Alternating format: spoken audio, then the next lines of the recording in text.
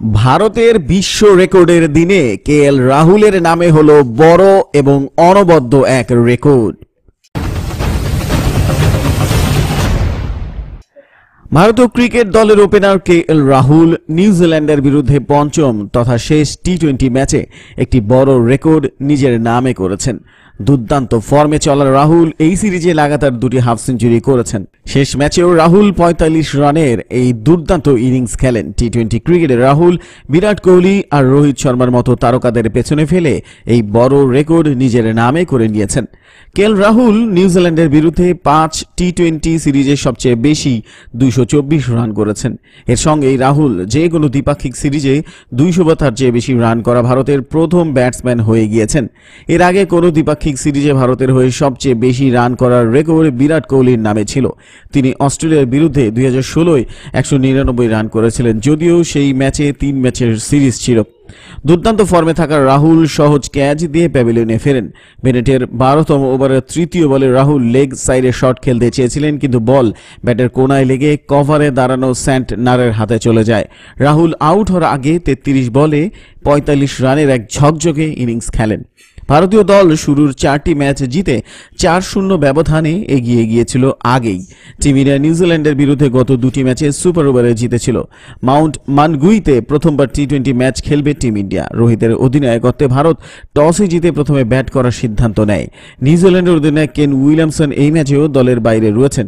এই ম্যাচে বিরাট কোহলি বিশ্রাম দেওয়া হয়েছে, যদিও রোহিত ব্যাটিং করাকালীন আহত হয়ে যান। এরপর অধিনায়কত্বের দায়িত্ব সামলান কেএল রাহুল এবং তিনি দুর্দান্ত অধিনায়কত্ব করেন।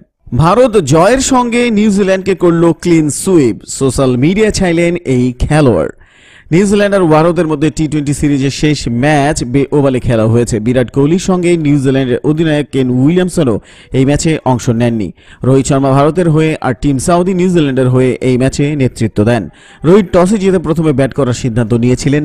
প্রথমে ব্যাট করে ভারত ১৬৩ রান করে।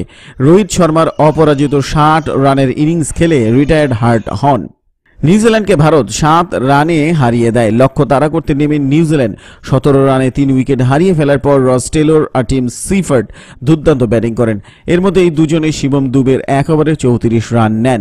টি-20 আন্তর্জাতিকে এটি দ্বিতীয় সবচেয়ে দামি ওভার ছিল। সিফার্ডের আউট হওয়ার পর উইকেট পড়ার ধারা শুরু হয়ে যায়।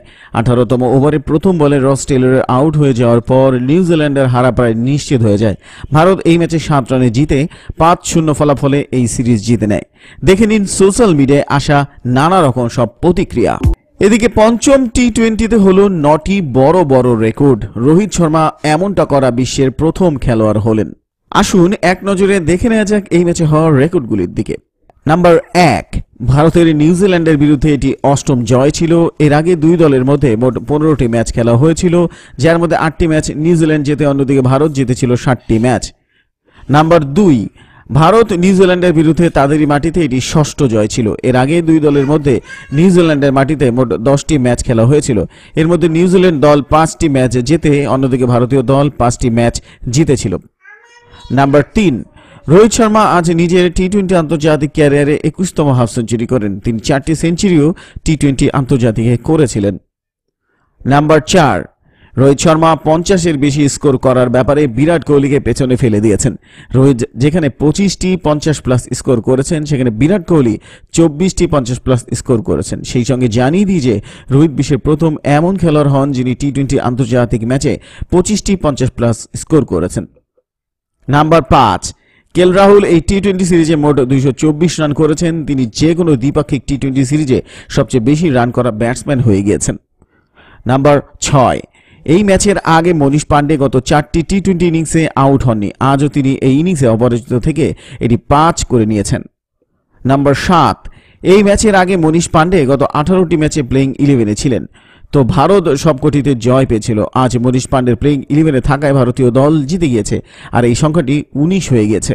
নাম্বার ৮, কেএল রাহুলের শেষ 11টি টি-20 ইনিংস: ৫২, ৬২, ১১, ৯১, ৪৫, ৫৪, ৫৬, ৫৭, ২৭, ৩৯, ৪৫।